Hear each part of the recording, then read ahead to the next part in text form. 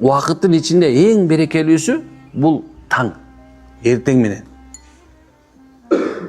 Ушулга байланган.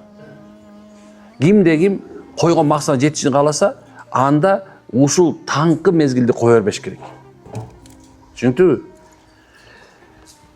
Кимде ким таңда ишин баштоон дайым адат кылса, ошол максатта болот экен, жетет экен. Дүйнөдө да мен соода кылыш болсун, мейли кичинекей нерсе да тура адал.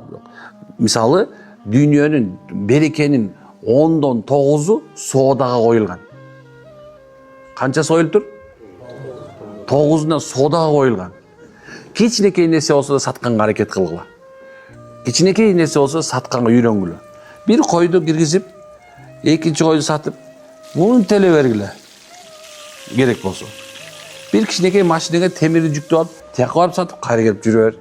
Күнүнө жок дегенде bir жолу мында bir мык сатканга да аракет кылып көрүш керек экен.